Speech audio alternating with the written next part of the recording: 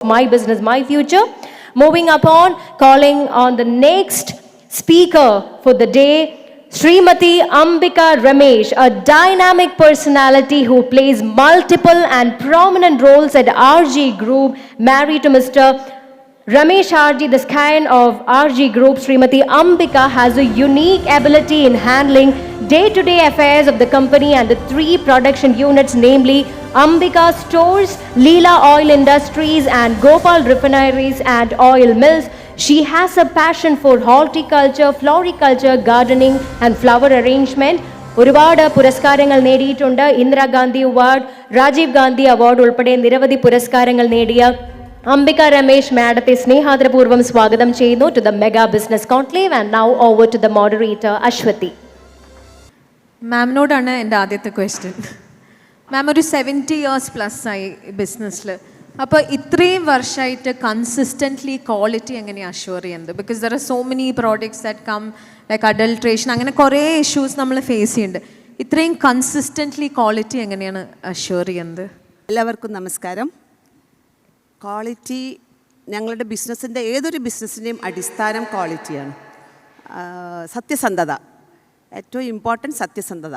വളരെ ജെന്യൂനായിട്ട് പ്രൊഡക്ഷനും കസ്റ്റമേഴ്സിൻ്റെ സന്തോഷവും നമ്മൾക്ക് മനസ്സിലാക്കാൻ പറ്റുമെങ്കിൽ നമുക്ക് ക്വാളിറ്റി നമ്മൾ ഓട്ടോമാറ്റിക്കലി നമ്മൾ ക്വാളിറ്റി മെയിൻറ്റെയിൻ ചെയ്തു പോകും. Okay, so that's A very direct answer. കസ്റ്റമേഴ്സിനെ നമ്മൾ അറിയുകയാണെങ്കിൽ നമ്മൾ ക്വാളിറ്റി മെയിൻറ്റെയിൻ ചെയ്തു പോകും. മാം ഇപ്പോൾ ഫോറിൻ മാർക്കറ്റിൽ എൻട്രി ചെയ്തല്ലോ, എന്താണ് എക്സ്ട്രാ കെയർ എടുക്കേണ്ടത് നമ്മൾ ഫോറിൻ മാർക്കറ്റിൽ സപ്ലൈ ചെയ്യുമ്പോൾ? What are the extra things that you have to do in Kerala market? Foreign മാർക്കറ്റിൽ നമ്മൾ ഞങ്ങളുടെ ഒരു പ്രോഡക്റ്റിന് എക്സ്പോർട്ട് അല്ലെങ്കിൽ ലോക്കൽ മാർക്കറ്റ് എന്നൊരു വകതിരിവില്ല. ഞങ്ങളുടെ ഏത് കസ്റ്റമറും, അതായത് 100 ml എണ്ണ വാങ്ങാൻ വരുന്നവരും 110 എണ്ണ വാങ്ങാൻ വരുന്നവരെയും ഞങ്ങൾ ഒരേ കണ്ണുകൊണ്ടാണ് കാണുന്നത്. കാരണം വാല്യൂ നമ്മൾ അവർക്ക് കൊടുക്കുന്നുണ്ട്. പിന്നെ ഫോറിൻ മാർക്കറ്റിലാണെങ്കിൽ നമ്മൾ ആദ്യം തിരിച്ചറിയേണ്ടത് ക്വാളിറ്റിയെക്കുറിച്ചുള്ള അറിവ് തന്നെയാണ്. ഓരോ കൺട്രിയിലും വിവിധ രീതിയിലാണ് ഫുഡ് സേഫ്റ്റീൻ്റെ സ്റ്റാൻഡേർഡ്സ് വെച്ചിരിക്കുന്നത്. അപ്പോൾ നമ്മൾ സ്റ്റാൻഡേർഡ്സിനനുസരിച്ച് ഏറ്റവും നല്ല പ്രോഡക്റ്റ് സപ്ലൈ ചെയ്യുക എന്നുള്ളതാണ്. ഇപ്പം US-ലാണെങ്കിലും UAE-യിലാണെങ്കിലും വിവിധ രീതിയിലാണ് അവർ സ്റ്റാൻഡേർഡ് കീപ്പ് ചെയ്തിരിക്കുന്നത്. പിന്നെ ഏറ്റവും ഇമ്പോർട്ടൻ്റ് നമ്മുടെ ബയറുമായി നല്ല ബന്ധം സ്ഥാപിച്ചെടുക്കുക, അതാണ് ഏറ്റവും ഞങ്ങൾ ഫോക്കസ് ചെയ്യുന്നത്. പിന്നെ എപ്പോഴും അപ്ഗ്രേഡ് ചെയ്തുകൊണ്ടിരിക്കുക. ഫുള്ളി മെക്കനൈസ്ഡ് ആയിട്ടുള്ള വളരെ ഹൈജീനിക് ആയിട്ടുമുള്ള പ്രോഡക്ട്സ് നമ്മൾ ഉൽപ്പാദിപ്പിക്കാൻ ശ്രമിക്കുക. പാക്കിങ്ങിൽ വിവിധ രീതിയിലായിരിക്കും. ഇന്ത്യൻ മാർക്കറ്റാണെങ്കിലും എബ്രോഡ് മാർക്കറ്റാണെങ്കിലും പാക്കിങ്ങിൽ അവരുടെ ക്രൈറ്റീരിയക്ക് അനുസരിച്ച് സാധനങ്ങൾ കൊടുക്കാൻ നമ്മൾ തയ്യാറാവുക. താങ്ക് യു മാം. നമ്മൾ ഇവിടെ കുറേ ഓൺട്രപ്രണേഴ്സ് ഉണ്ട്. മുന്നേ ഒരു പാനലിസ്റ്റ് പറഞ്ഞു that even if you fail you have to keep going. അപ്പോൾ നമ്മൾ സ്ഥിരമായിട്ട് എല്ലാ ബിസിനസ് സ്റ്റോറീസിലും we always hear success stories. But as an entrepreneur myself we know that we failed a lot of times before we reached here. So tell us if you could share with us one learning or one failure that has made you or empowered you more. Somewhere where ശരിക്ക് വീണിട്ട് അവിടുന്ന് എണീച്ച് you worked more. If you can share something with the audience, because I'm sure ഇവിടെ പലരും they are at that verge where ഇനി ചെയ്യണോ, ഇനി ഞാൻ അങ്ങോട്ട് പോകണോ എന്നുള്ളൊരു ബ്രിങ്കിൽ നിൽക്കുന്ന ആൾക്കാർ ഇവിടെ ഉണ്ടാവാം. For them a motivation. തീർച്ചയായിട്ടും ഞങ്ങൾക്കുണ്ടായിട്ടുണ്ട്. 2000-ൽ ഞങ്ങൾ ഒരുപാട് സ്കിൻ പ്രോഡക്റ്റ് അല്ലെങ്കിൽ ഹെയർ പ്രോഡക്റ്റ് ഇതിനൊക്കെ എണ്ണ സപ്ലൈ ചെയ്യുന്നവരാണ്.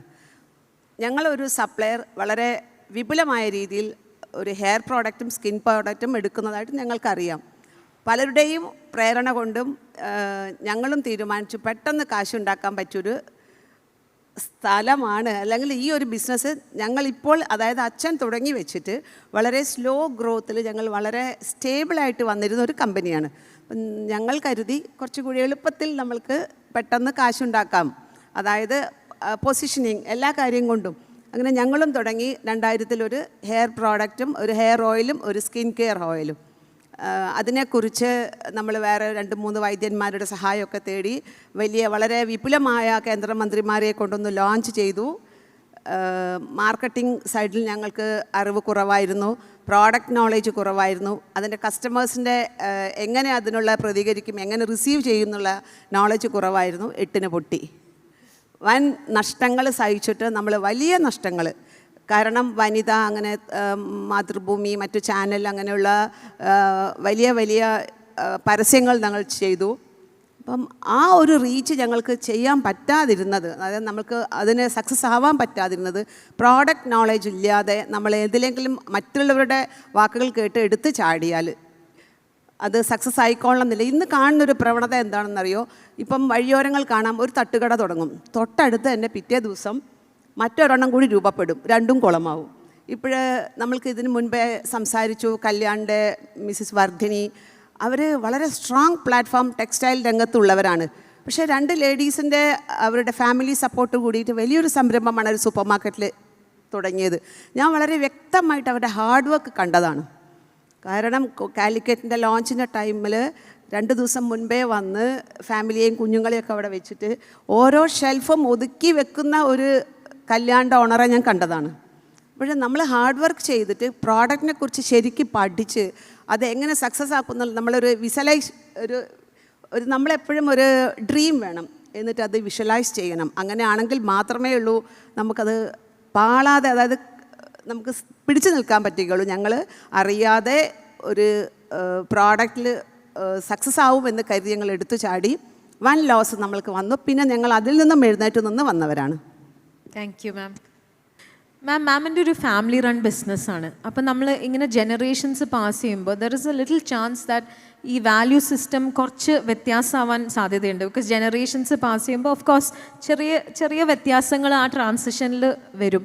അപ്പോൾ ഹൗ ഡു യു എൻഷുർ നമ്മൾ when you pass over the business to newer generations ആ ട്രാൻസിഷൻ സ്മൂത്താണ്, ആ ബിസിനസ്സിൻ്റെ ആ ഒരു ഫൗണ്ടേഷൻ അതുപോലെ പാസ് ചെയ്യാൻ പറ്റുന്നത്? How do you make sure?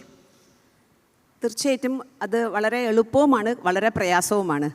എൻ്റെ മകൻ MBA കഴിഞ്ഞു. ആദ്യം ഞങ്ങൾ ചെയ്തത് പുറത്തുള്ളൊരു ഹോസ്പിറ്റലിൽ അവനെ വർക്ക് ചെയ്യാൻ വിടുകയാണ്.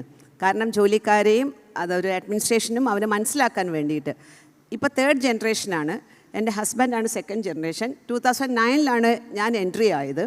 അതിനുശേഷം ഞങ്ങൾ 3 വിഭാഗങ്ങളായിട്ടാണ് ഞങ്ങളെ സ്ഥാപനം കൊണ്ടുപോകുന്നത്. ഹസ്ബൻഡ് പർച്ചേസ് ചെയ്യും, ഞാൻ പ്രൊഡക്ഷൻ, എൻ്റെ മകൻ മാർക്കറ്റിംഗ് ആൻഡ് എക്സ്പോർട്ട്. ഞങ്ങൾക്ക് 3 പേർക്കും ഞങ്ങളുടേതായ ഫ്രീഡം ഉണ്ട്, വ്യക്തിത്വമുണ്ട്. ഞങ്ങളാരും ഒരാളിൽ കയറി ഇടപെടില്ല. അടിയുണ്ടാവും, കാരണം ക്വാളിറ്റിയിൽ ഞാൻ എപ്പോഴും കടുംപിടുത്തം പിടിക്കും.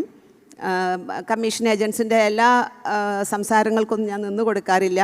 എൻ്റെ മകനാണെങ്കിൽ സ്കീമും ഓഫറും കൊണ്ട് എൻ്റെ പുറകെ വരും. കാരണം മാർക്കറ്റിംഗ് ടീമാണല്ലോ. വൈകുന്നേരങ്ങളിൽ ഞങ്ങൾ 1 മണിക്കൂർ അടി, അതിനുശേഷം വളരെ സൗഹൃദമായിട്ട് ഞങ്ങളെ കുടുംബം പിരിയും. പ്രയാസമാണ്, പക്ഷേ എല്ലാത്തിലും കയറി ഇടപെടാതിരിക്കുക.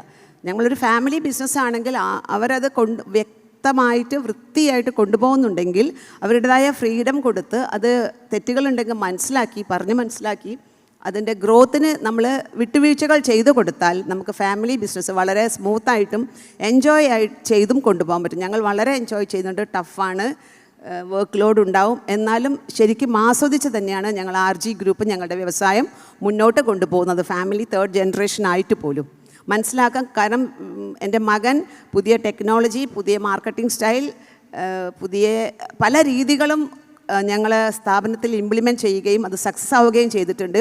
എൻ്റെ ഹസ്ബൻഡിനാണെങ്കിൽ പഴയ രീതി മുറുകെ പിടിക്കുന്ന ഒരാളാണ്. ബുദ്ധിമുട്ടുണ്ട്, പല കാര്യങ്ങൾക്കും ബുദ്ധിമുട്ട് വരാറുണ്ട്. പക്ഷേ എല്ലാ വൈകുന്നേരങ്ങളിലും ഒരൊറ്റ പില്ലറിൽ ഒറ്റ വാക്കിൽ ഞങ്ങൾക്കത് അവസാനിപ്പിക്കാൻ പറ്റുന്നുണ്ട്. അപ്പോൾ മാം ഒരു എംപ്ലോയി ആയിട്ട് പിന്നെ ഒരു എംപ്ലോയർ ആവേണ്ടതാണ്. തീർച്ചയായിട്ടും. കാരണം നമ്മൾ ആദ്യം മനസ്സിലാക്കേണ്ടത് നമ്മളെ എംപ്ലോയീസിൻ്റെ മാനസികാവസ്ഥയും അവരുടെ സ്ട്രഗ്ലിങ്ങും മറ്റു കാര്യങ്ങളുമാണ്. അവരോടൊപ്പം നമ്മൾ ചേർന്നാൽ, കാരണം ഞങ്ങളിപ്പോൾ പുതിയൊരു യൂണിറ്റ് നമ്മൾ അതർ സ്റ്റേറ്റിൽ മാർക്കറ്റിങ്ങിന് വേണ്ടിയിട്ടാണ് പുതിയൊരു സംരംഭം സ്റ്റാർട്ട് ചെയ്തത്. ആ സമയത്ത് പലരും ഞങ്ങളോട് വളരെ അടുപ്പമുള്ള പലരും ഈവൻ ബാങ്കിൽ നിന്ന് പോലും ഞങ്ങൾക്ക് സജഷൻസ് ഉണ്ടായിട്ടുണ്ട്, എന്തുകൊണ്ട് നിങ്ങൾക്ക് മറ്റ് സംസ്ഥാനങ്ങളിൽ പോയി സ്ഥാപനം തുടങ്ങിക്കൂടെ, കാരണം കേരളത്തിൽ ബുദ്ധിമുട്ടാണ് എന്ന്. പക്ഷേ ഞങ്ങൾ കേരളത്തിൽ വളർന്നവരാണ്, കേരളത്തിലൂടെ മാത്രം വളർന്നവരാണ്. അതുകൊണ്ട് തന്നെ ഞങ്ങൾ കേരളം തിരഞ്ഞെടുക്കുകയും ഞങ്ങൾക്കൊരു പ്രയാസമില്ല, നല്ല ജോലിക്കാരെ കിട്ടാനുണ്ട്, ഒരു ബുദ്ധിമുട്ടും ഞങ്ങൾക്ക് വന്നിട്ടില്ല. ഫാമിലി ബിസിനസ്സും ഞങ്ങൾക്ക് വളരെ വൃത്തിയായി കൊണ്ട് നടക്കാൻ പറ്റുന്നുണ്ട്. അപ്പം എനിക്ക് തോന്നുന്നു നമുക്ക് ഒരു ജനറൽ ലെസൺ ഇവിടെ കിട്ടിയ ഒരു കാര്യമാണ്. I think even Mrs Vardhini talked about how she started with customer service before she got on to running the business. So it's important to start from grass root. നമുക്കൊരു ബോസ് ആവണമെങ്കിൽ നമ്മൾ how do you become an employee എന്ന് മനസ്സിലാക്കി വേണം ഒരു boss ആവണം, അല്ലേ മാം? തീർച്ചയായും.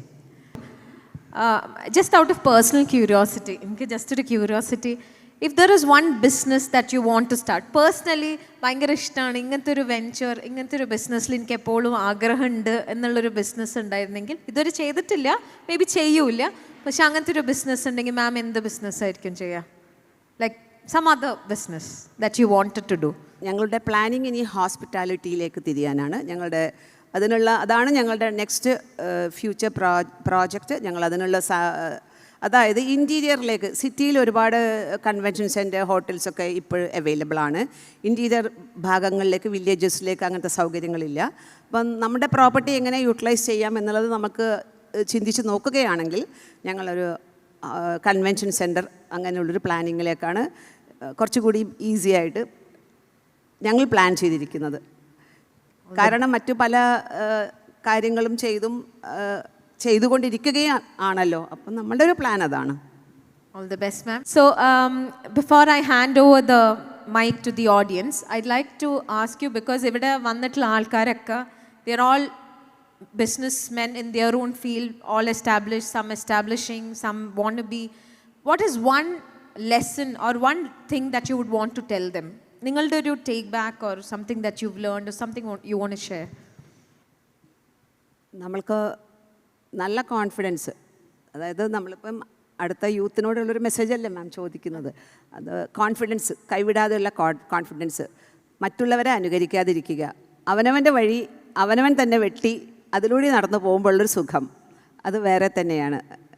അതല്ലാതെ നമ്മൾക്ക് ഓരോരുത്തർക്കും ഓരോ തോട്ട്സും ഓരോരുത്തരുടേതായ കപ്പാസിറ്റിയും ഫിനാൻഷ്യൽ കപ്പാസിറ്റിയൊക്കെ വിവിധ തരത്തിലായിരിക്കുമ്പോൾ നല്ല കോൺഫിഡൻസ്, നല്ല ഡ്രീം, നമ്മളത് കുറിച്ച് എപ്പോഴും നല്ല പരീക്ഷണങ്ങൾ, കാരണം നന്നായിട്ട് അറിഞ്ഞിരിക്കണം, നല്ല നോളേജ് വേണം പുതിയ പ്രോജക്റ്റിന്.